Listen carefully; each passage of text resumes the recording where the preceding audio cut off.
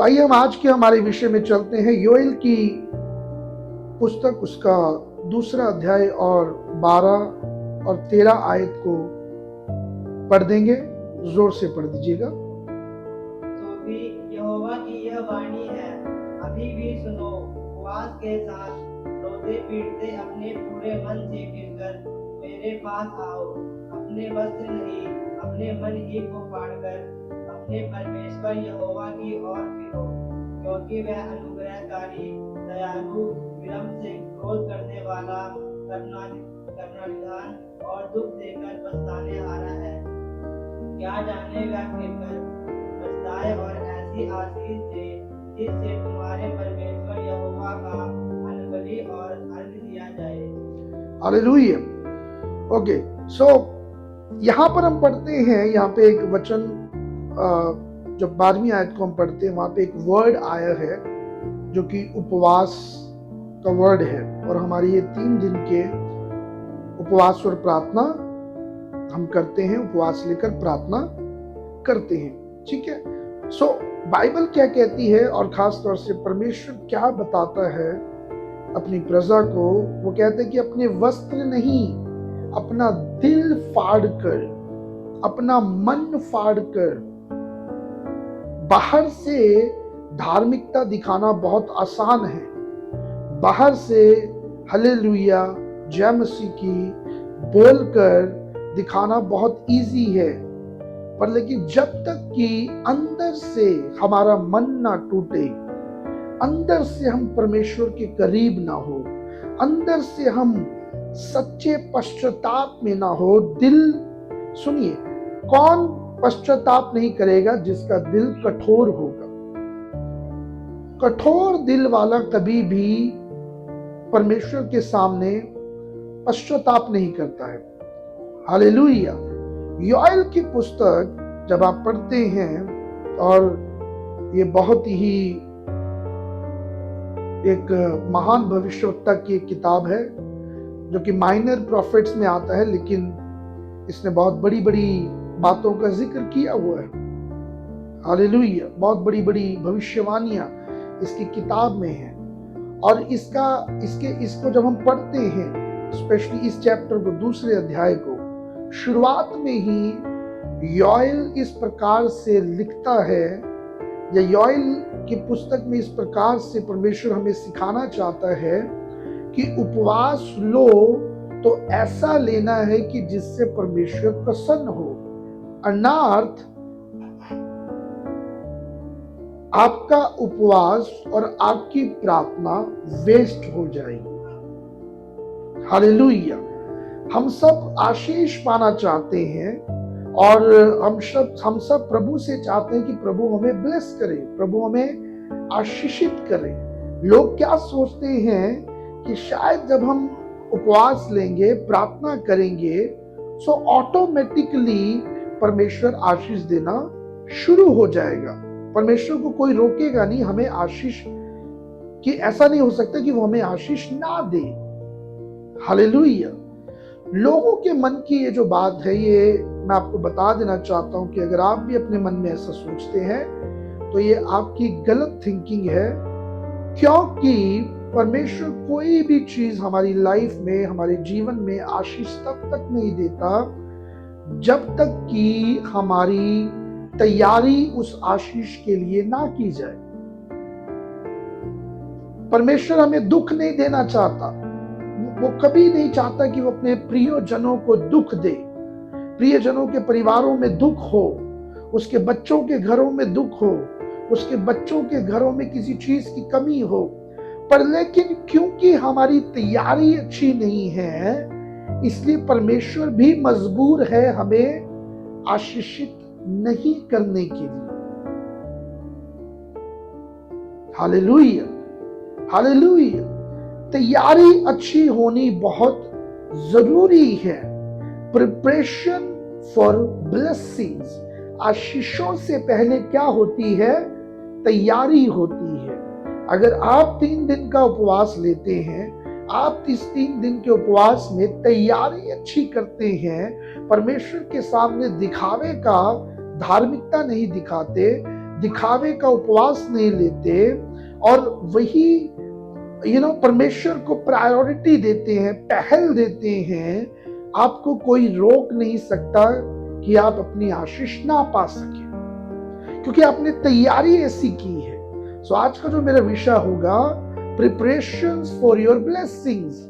अपनी आशीषों से पहले आपकी तैयारी होनी क्या है, बहुत ज्यादा जरूरी है। हालेलुया, आमेन। जब हम दूसरा राजा उसका 3 अध्याय 16 और 17 आयत को पढ़ते हैं तो वहां पर एलीशा नबी वो अपने लोगों से कहता है कि आप गड्ढा खोदें, गड्ढा खोदना शुरू करें। हालेलुया। वो क्यों गड्ढा खुदवा रहा है?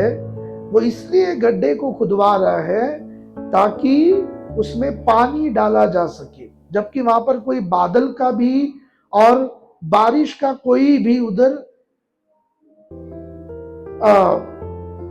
छाया नहीं था, कोई संकेत नहीं था। अगर निकाला तो पढ़िए जरा दूसरा राजा 3 अध्याय 16 और 17 पढ़ने से। और उसने कहा, इस नाले में तुम लोग इतना खोदो कि इसमें गड्ढे ही गड्ढे हो जाए, क्योंकि यहोवा यूं कहता है, तुम्हारे सामने ना तो वायु चलेगी और ना वर्षा होगी, तो भी यह नाला पानी से भर जाएगा, क्योंकि अपने गाय बैलों और पशुओं समेत तुम पीने पाओगे। हालेलुया। समस्या क्या है? एलीशा एक सेना को लेके आता है, वो सेना के लिए, पशुओं के लिए पानी नहीं है, पर लेकिन नबी इस प्रकार से कहता है, तुम गड्ढा खोदो। हालेलुया। तुम गड्ढा खोदना शुरू करो और देखना, बिना वायु चले, बिना बारिश आए, बिना कुछ हुए, उन गड्ढों में पानी भरना शुरू हो जाएगा।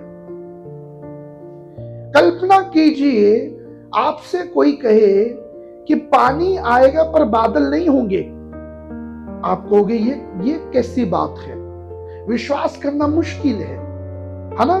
पर लेकिन एलीशा कहता है, पानी भी होगा, लेकिन बिना वायु चले, बिना बादल आए, और परमेश्वर यूं कहता है कि इन गड्ढों में पानी आ जाएगा। हालेलुया। बड़ा मुश्किल है विश्वास करना, बड़ा मुश्किल है भरोसा करना, क्योंकि व्यक्ति क्या करता है, देखकर विश्वास करता है। लेकिन बाइबल कहती है, धन्य है वो जिन्होंने बिना देखे विश्वास किया है। आमेन। हालेलुया। समझना जरा, परमेश्वर चाहता है कि एलीशा या फिर उसके सैनिक तैयारी करें। सोचा, अगर वो बोलते, एलीशा हमें नहीं लगता पानी आएगा, हमें नहीं लगता बादल आएंगे, क्योंकि बादल होंगे तब पानी होगा, तब बारिश आएगी,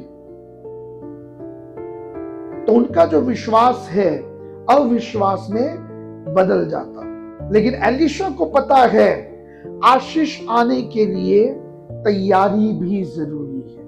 उसने कहा, गड्ढों को खोदो एक बार। उन्होंने कहा, गड्ढे खोदो, आप चिंता मत करो, तुम सिर्फ खड्डों को खोदो, क्योंकि जैसी तुम्हारी तैयारी होगी वैसी ही आशीष तुम पाओगे। बहुत समस्याएं रहती थी उस समय में, पानी की ना होना, अकाल पड़ जाना, बहुत सी चीजें होती थी। लेकिन हम जानते हैं कि हमारा परमेश्वर अकाल में भी अपने संतों, अपने नबियों, अपने भविष्यवक्ताओं को पानी पिलाने वाला है। अकाल के समय में भी वो अपने लोगों को रोटी खिलाने वाला परमेश्वर है। याद कीजिए उस विधवा के बारे में, जब हम दूसरा राजा उसका 4 इसके नेक्स्ट चैप्टर में 3 और 4 आयत को जब हम पढ़ते हैं, वहां पे एलीशा एक विधवा के घर जाता है। विधवा के घर जाकर, क्योंकि वो विधवा एक बहुत बड़े भविष्यवक्ता की पत्नी है और उसके 2 बेटे हैं। वहां पे भविष्यवक्ता का नाम नहीं लिखा, लेकिन ऐसा बताया जाता है कि वो ओबदया जो भविष्यवक्ता है उसकी पत्नी है वो। इसलिए जब वो बात करती है एलीशा से, वो इसी रूप में स्टार्ट करती है कि तेरा दास मर गया है और हमारे ऊपर बहुत कर्जा हो गया है। हालेलुया। हमारे पास कुछ नहीं है खाने को, हम सिर्फ जो है वो खाकर, या फिर वो कर्जदार जब कर्जा लेने आएगा तो वो मेरे दोनों बेटों को ले जाएगा, गुलाम बना लेगा। परिस्थितियां जब विश्वास में नहीं होती, हर एक व्यक्ति गुलाम बनने पर होता है। लेकिन जहां पे भविष्यवक्ता का वचन आ जाए, जहां पे खुदा के खादिम का, जहां पे प्रभु के दास का बोल आ जाए, प्रभु अपने वचनों को भेज दें, वहां पे विश्वास का एक बीज बो दिया जाता है। हालेलुया। कईयों से मैं पूछता हूं कि आप विश्वास करते हैं परमेश्वर पर? हाँ, मैं बहुत विश्वास करता हूं। आपकी तैयारी कैसी है विश्वास में? कहते वो नहीं पता, इसलिए संघर्ष करते हैं। एलीशा ने बोला जाओ और जाकर बर्तन इकट्ठा करो, तैयारी करो, क्योंकि ये तेल अब सीधा डायरेक्ट स्वर्ग से आएगा। हालेलुया। जैसी तैयारी होगी वैसा आप काम देखेंगे, वैसी आशीषें आप देखेंगे। हम करना कुछ नहीं चाहते, हम पाना सब कुछ चाहते हैं। हम प्रभु के लिए स्टेप्स नहीं लेना चाहते, लेकिन हम चाहते हैं हमारे प्रार्थना करने से, हमारे उपवास लेने से, हमारे चर्च जाने से प्रभु हमें सब कुछ दे दे। ऐसा नहीं हो सकता। उसने कहा कि जब उपवास और प्रार्थना करो, सिर्फ कपड़े मत फाड़ो अपने। हालेलुया। कपड़े फाड़ने का मतलब क्या? लाचार ना दिखो। जब हम 6 अध्याय में पढ़ते हैं मत्ती में, उधर लिखा है कि तुम वाहवाही के लिए अपने मुंह को उदास ना बनाए रखो। ये मत जताओ कि आज मैं उपवास में हूं। इधर लिखा है कपड़े मत फाड़ो। कपड़े किनके फटे होते हैं? गरीबों के, भिखारियों के। वो लाचार दिखते हैं। आज मैं बहुत ज्यादा उपवास में हूं, आज मैंने कुछ नहीं खाया, आज मैंने कुछ नहीं किया। इस बात को बोलने से अच्छा अपने दिल को फाड़ो परमेश्वर के सामने, अपने मन को रखो परमेश्वर के सामने। और स्त्री ने वैसा ही किया, क्योंकि ये जानती थी कि मेरा पति भविष्यवक्ता था और उसने भी बहुत से अद्भुत काम किए, और ये भी एलीशा परमेश्वर का दास है, जैसा ये कहता है हम वैसा ही करेंगे। वो गए और बर्तन इकट्ठा करने क्या कर दिए? शुरू कर दिए। हालेलुया। पढ़िए जरा इस आयत को, 2 राजा 4 अध्याय 3 और 4 आयत। इतना समझना कि ज्ञान और बुद्धि होने से हमारा वर्तमान जीवन जो चल रहा है वो सही हो सकता है, वो अच्छा हो सकता है, और हमारा मरने के बाद भी, मिट्टी में जाने के बाद भी हमारी आत्मा उस ज्ञान और बुद्धि से स्वर्ग में प्रवेश कर सकती है। कितनी पावरफुल बात है ज्ञान और बुद्धि का होना। मैं आप सबको एनकरेज करता हूं, एक बार प्रकाशित वाक्य 19वां अध्याय घर जाके जरूर पढ़ना, 13वां अध्याय घर जाकर जरूर पढ़ना। 13, 14, 15, 16, 17, 18, 19 तक पढ़ो फिलहाल। 19वां बहुत शानदार एक चैप्टर है।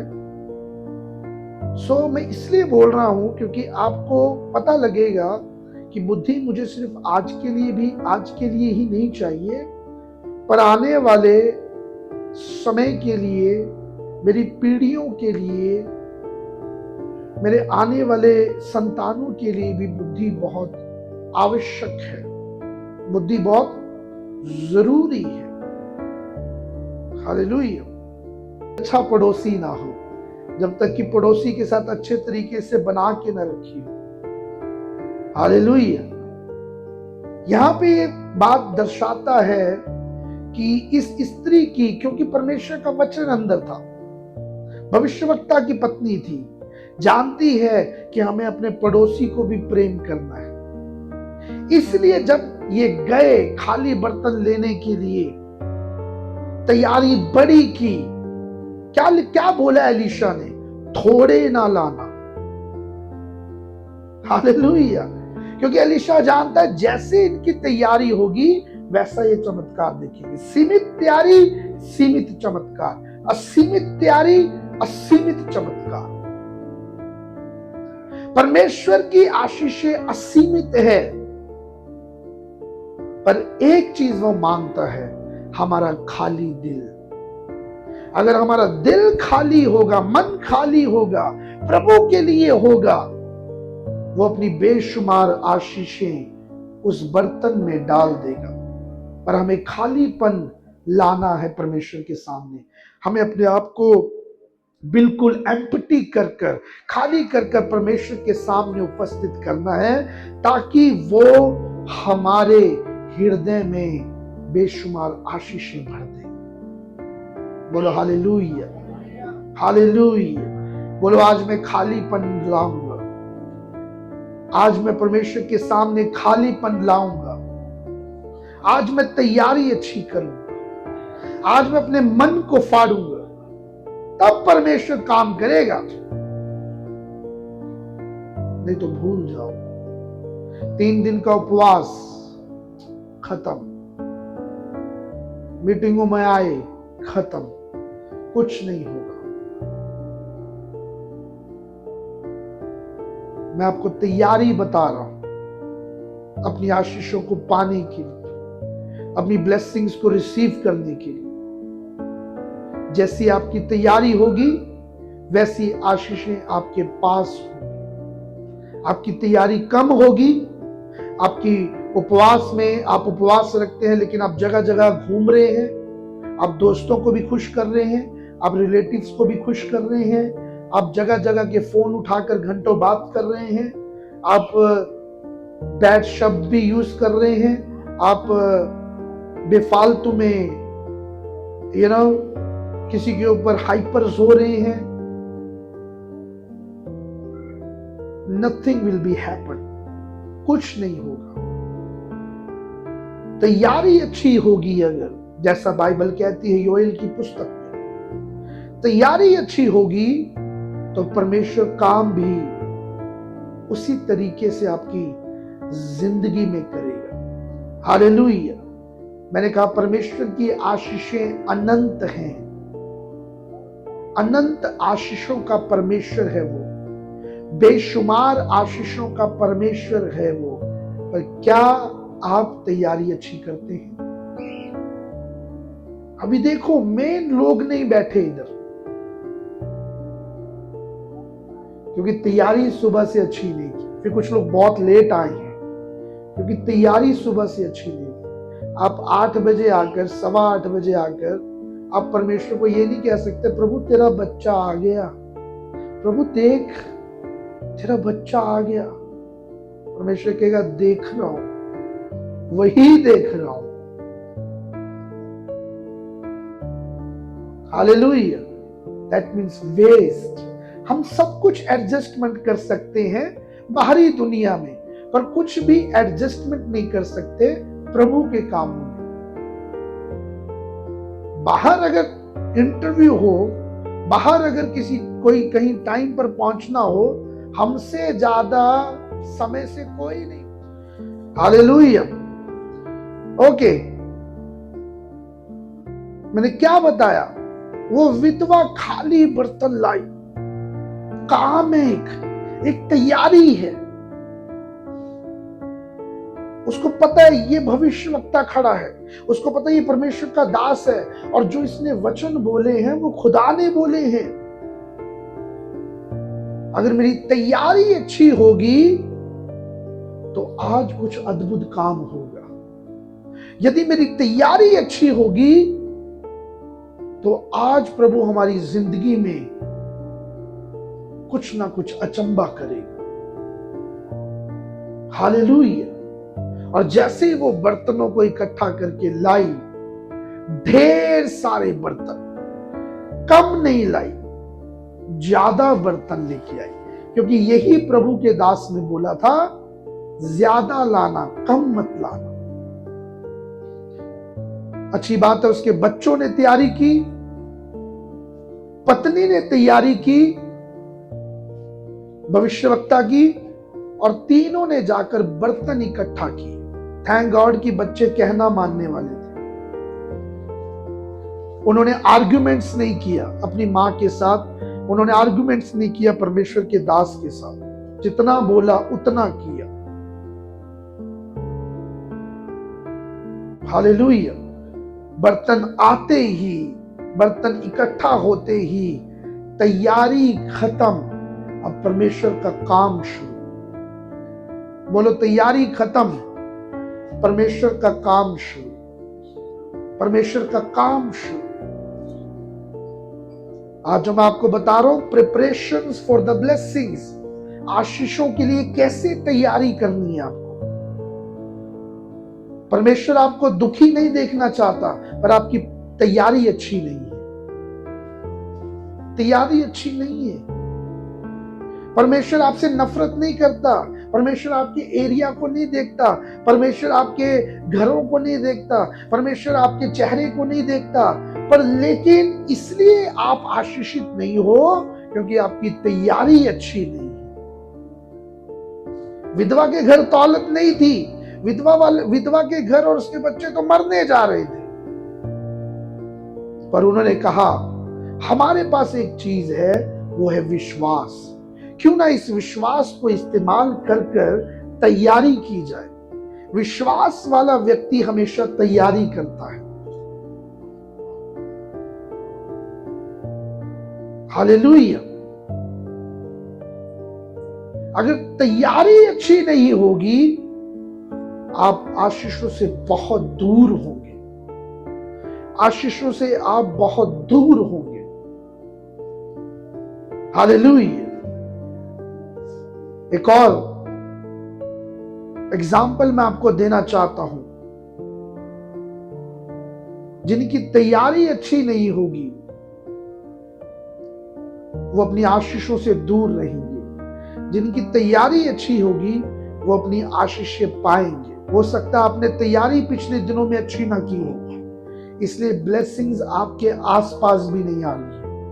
आशीषें आपका वजूद नहीं बन रही है, आशीषें आपका निजी मसला नहीं बन रहा है, आशीषें आप तक पहुंच नहीं पा रही है क्योंकि आशीषें दूर। और सेम गलती नामान कोड़ी ने की।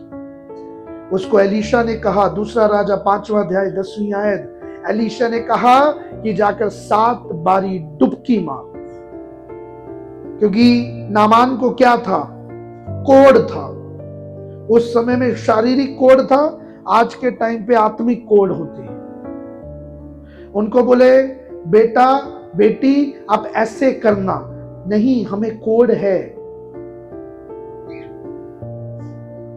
हालेलुया। पढ़ो। तब एलीशा ने एक दूत से उसके पास यह कहला भेजा, हाँ, तू जाकर यरदन में 7 बार डुबकी मार, तब तेरा शरीर त्यों हो जाएगा जी, और तू शुद्ध होगा। और तू शुद्ध हो जाएगा। 10वीं आयत में लिखा है नामान ने 7 बार डुबकी लगाई और वो शुद्ध हो गया। शुद्ध मतलब क्या है? आशीष है। कोढ़ गया, शुद्धिपन आ गया। हालेलुया। सोचिए अगर नामान एक बारी सिर्फ डुबकी लगाता, कितनी बारी बोला है? 7 बारी बोला है। वो कहे नहीं नहीं, मैं एक बार डुबकी लगाऊंगा, एलीशा को बोल दे। एलीशा कहता चंगा ही नहीं होएगा। एलीशा कहता तू ठीक ही नहीं होगा। जबकि नामान जब एलीशा के पास गया, उसको सुनने में आया कि ऐसा ऐसा करके भविष्यवक्ता है, उसके पास जाने से वो रोग चंगे कर देता है।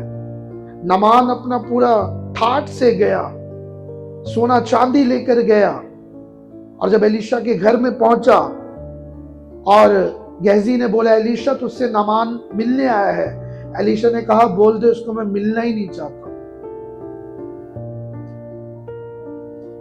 आप परमेश्वर से चंगाई खरीद नहीं सकते, एक्सक्यूज मी। आप परमेश्वर से आशीषें खरीद नहीं सकते, टाइट ऑफरिंग ये सब कुछ देकर। जब तक आप तैयारी अच्छी नहीं करोगे, जब तक आपकी तैयारी अच्छी नहीं होगी, आपकी आशीष भी आपके पास नहीं होगी।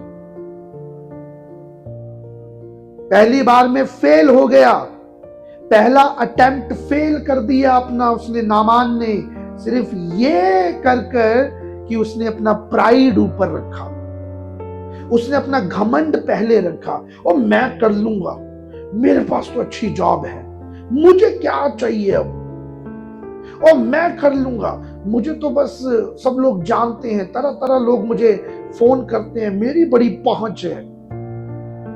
हॉस्पिटलों में पहुंचे नहीं लगती,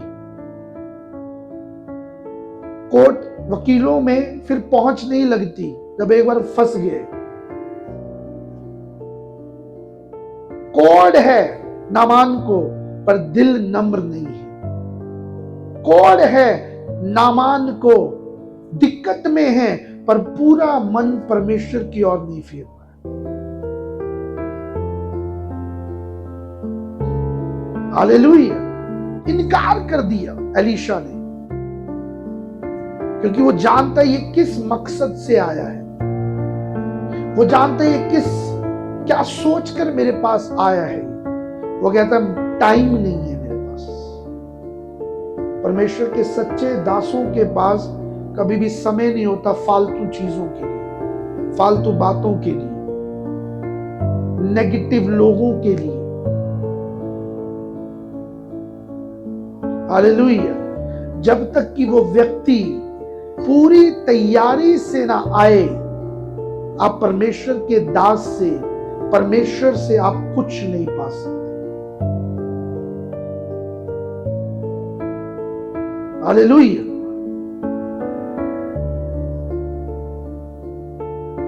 समझ आ रही?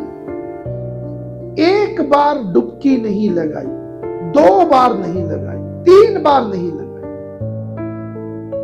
अब सोचिए 7 बार डुबकी बोला, जब एक बार लगाकर ऊपर आया होगा नामान, वो कह रहा कोई फर्क ही नहीं पड़ा। दूसरी बार जब ऊपर आया होगा, कह रहा कोई फर्क ही नहीं पड़ा। तीसरी बार जब ऊपर आया होगा, चौथी बार, 5वीं बार, 6वीं बार तक कोई फर्क नहीं पड़ा, कोई फर्क नहीं दिख रहा उसको आशीष नजर ही नहीं आ रही है। उसको अपने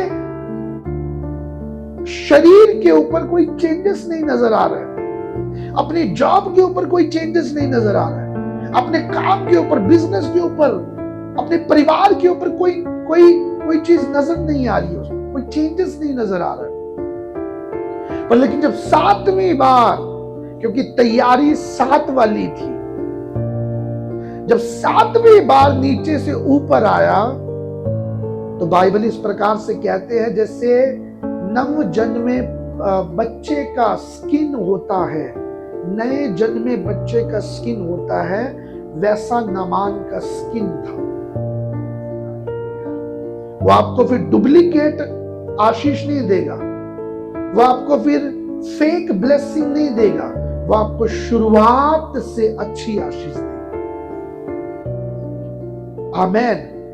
बोलो नामान की तैयारी अच्छी थी, बाद पहले गलत थी, बाद में अच्छी थी। आमेन। तभी नामान ने अपनी चंगाई को पाया भी, उसने अपनी ब्लेसिंग्स को देखा। अच्छी तैयारी करने वाले कभी अपनी आशीषों को अपने से दूर जाते हुए नहीं देखे। हालेलुया।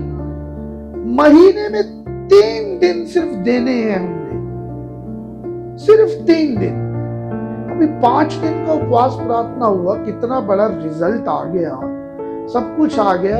3 दिन में ढीले पड़ गए क्योंकि 5 दिन ने रजा दिया। जाते वक्त मुझे कोई एक्सक्यूज मत दे के जा। हालेलुया। ऐसे भी हैं जो चंगाइयां करते हैं, ऐसे भी हैं जो लंगड़े चला देते हैं, ऐसे भी हैं जो मुर्दों को जिला देते हैं, पर वही लोग अपने से नीचे वाले व्यक्ति को, जो उनके घर में काम करते हैं, कोई व्यक्ति, उनसे ढंग से बात भी नहीं करते। पास्टरों की बात कर रहा हूं मैं, क्योंकि उनको वरदान तो मिल गए पर गिफ्ट संभालने नहीं। प्रेम, आनंद, शांति, धीरज, कृपा, भलाई, विश्वास, नम्रता और संयम, ये परमेश्वर का कैरेक्टर है। ये पवित्र आत्मा के फल है जो हमें देता है। सामर्थ जाए तो जाए, वरदान जाए तो जाए, भविष्यवाणियां जाए तो जाए, अन्य भाषा जाए तो जाए, लेकिन फल कभी अंदर से जाना नहीं चाहिए। हम फल जाने देते हैं, अन्य भाषाओं पे हम निर्भर रह जाते हैं। ओ कम ऑन, समझ आ रही है? आपकी अन्य भाषा किसी को कोई फर्क नहीं डाल, इवन आपको भी फर्क नहीं डाल। आपका चर्च में चिल्लाना, हालेलुया, जय मसीह की, ये सब कोई फर्क नहीं डाल रहा जब तक आपके अंदर पवित्र आत्मा के 9 फल काम नहीं करते, ऑपरेट नहीं होते।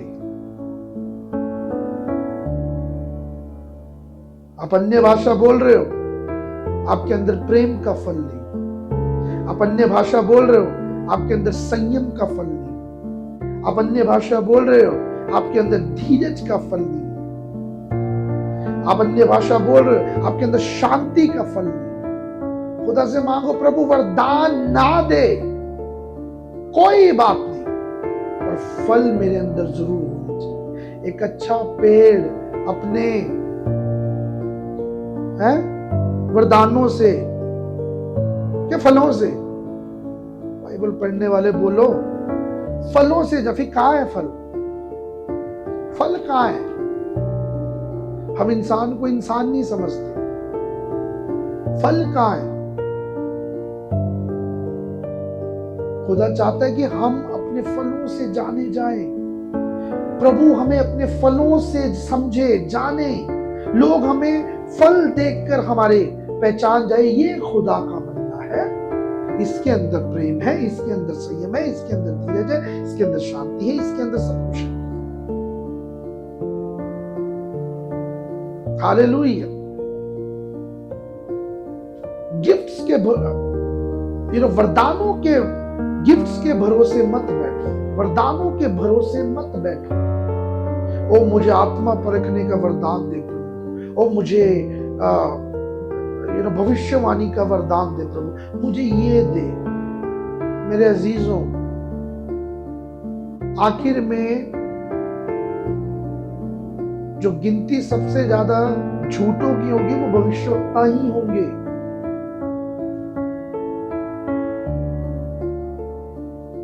हालेलुया। मैं तो बंदा देख के समझ जाता हूं क्या है, कौन है ये। देखो पास्टर जी, मेरे अंदर खूबी, तू फेल है, तू फेल है, मेरी नजर में तू फेल है। अगर तेरे अंदर फल नहीं है ना, तो तू जाना नहीं जाएगा। तेरी भविष्यवाणियों से तू जाना नहीं जाएगा, तेरे वरदानों से तू जाना नहीं जाएगा, पर तेरे फलों से तू जाना जाएगा। कितना आप खुदा को प्रेम करते, कितना आप परमेश्वर को प्रेम करते। हालेलुया, आमीन। अगर आपकी तैयारी अच्छी होगी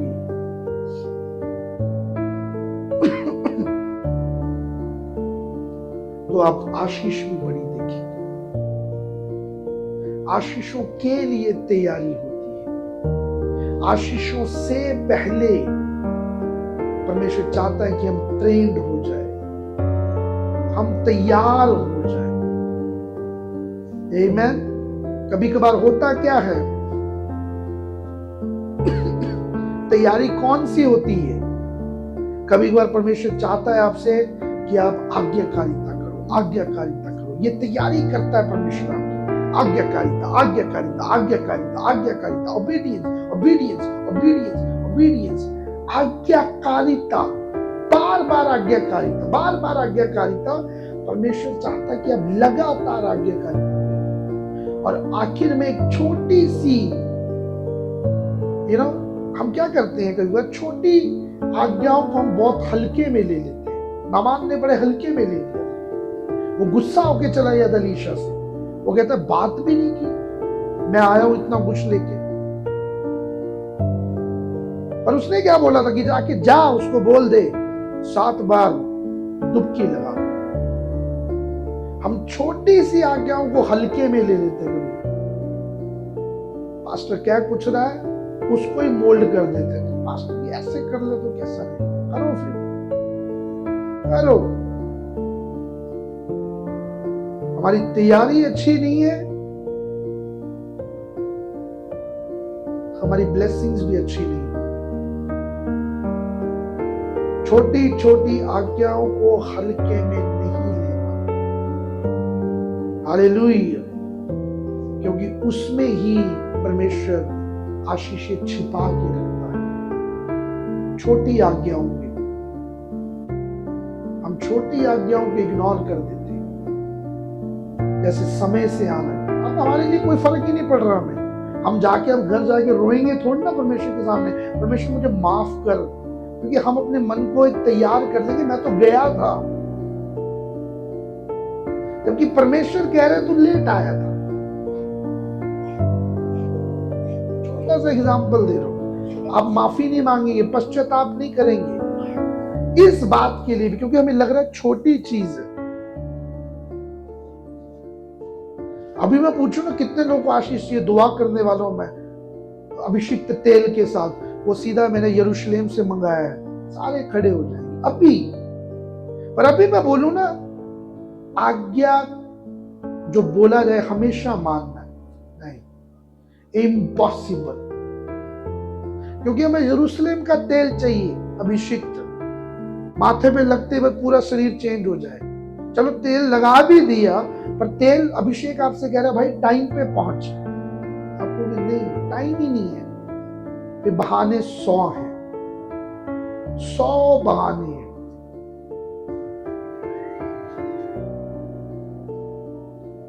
हालेलुया। मुझे नहीं पता नामान फिर 7 बार डुबकी लगाने कब गया था, पर बीच में गैप बहुत आया होगा, इतना मैं विश्वास करता हूं। कभी बार अपनी आशीषों को हम खुद लात मार के आगे धकेल देते हैं, अगले से अगले साल आएंगे। परमेश्वर कह रहे नहीं इस साल देना था मैंने, नहीं परमेश्वर मैं तेरी आज्ञा नहीं मानूंगा, मुझे तो 3रे 4थे साल में देना, जब मैं रोऊं तेरे सामने सच्चे मन से, क्योंकि अभी रोने का मन नहीं है मेरा। अब मुझे आप बताइए, परमेश्वर आपको दुखी देखना चाहता है? वो एक विधवा को दुखी नहीं देखना चाहता, वो सैनिकों को, एलीशा जिन सैनिकों के साथ था उनको दुखी नहीं देखना चाहता। एलीशा नामान को दुखी नहीं देखना चाहता उसके कोढ़ के कारण। ये सारे परमेश्वर के दास थे। फिर मैं और परमेश्वर क्यों दुखी देखना चाहेगा आप में से किसी को? और गलती क्या है, हम ज्यादा ही ओवर स्पिरिचुअल बन जाते हैं। कभी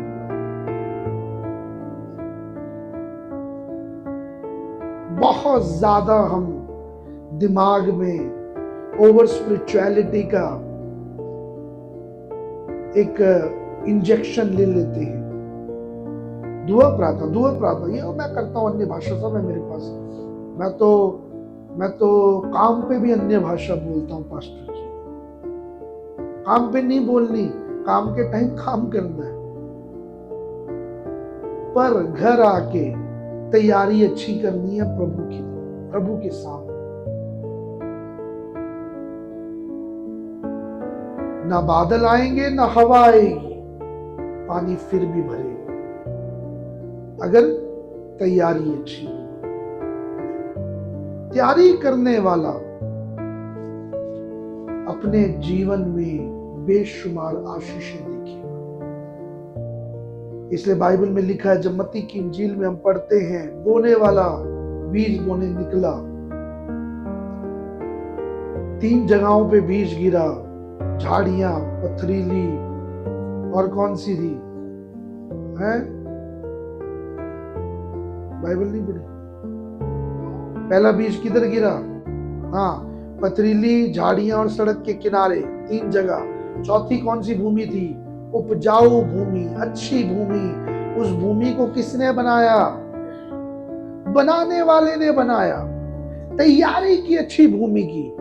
आज अपने मनों की भूमियां अगर आप अच्छी करोगे, परमेश्वर का वचन आएगा, परमेश्वर का वचन उसमें होगा, किसी की हिम्मत नहीं है उस वचन को आपकी जिंदगी में से चुरा ले। क्यों निराशा में हो आप? आपके अंदर से वचन ले लिया, निराशा दे दी। पक्षी उठा के ले गए वचन को, झाड़ियों ने दबा लिया, पथरीली जमीन वैसी, उसको मिट्टी नहीं मिल पाई बीज को। हालेलुया। पर जिसने, अच्छा बोने वाला एक ही था कि कितने थे? 4। हाँ जी, ये 4 लाइफ की बात है, 4 जीवन की बात है। एक ने पथरीली में बो दिया, एक ने सड़क के किनारे घेर दिए, एक ने झाड़ियों के बीच में उस बीज को बोया, और एक था जो कहता था नहीं मुझे तैयारी अच्छी करनी है। एक था जो कहता था नहीं जमीन को अच्छी तरह सींचना है। एक था जो कहता है कि नहीं, मैं तभी कटनी को काट पाऊंगा अगर मेरी उपजाऊ मिट्टी, यानी कि जो खेत है, अच्छी भूमि है, वो अच्छी तरह से फर्टिलाइज, अच्छी तरह से वो उस गेहूं को उगा सकती है। उसने तैयारी वैसी की। जब तैयारी वैसी हुई तो वो बीज गिरते ही उसके जीवन में आशीष आ गई, क्योंकि तैयारी अच्छी थी। बर्तन आते ही तेल आने लग गया। लिखा है ऐसा, कहीं तेल आ रहा है फटाफट बर्तन ले, ऐसा लिखा है? तो बर्तन ले आ, तैयारी अच्छी होगी, फिर तेल को कोई रोक नहीं सकता। तेल में सीधा बड़े बड़े टैंकरों की पाइप लग जाएगी कुप्पी में, तेल बहेगा बहेगा, कोई रोक नहीं सकता। न मान तू एक बार 7वीं बार नीचे जाके ऊपर आ, फिर देखना तेरी चमड़ी बच्चे की स्किन होती वैसी हो जाएगी। तो अच्छी भूमि में बीज बोकर तो देख, तो अच्छी भूमि में बीजों को दबाकर तो देख, तुझे कोई रोक नहीं सकता आशीष पाने से। मैं इधर ही समाप्त करता हूं, अपनी आंखों को बंद करेंगे।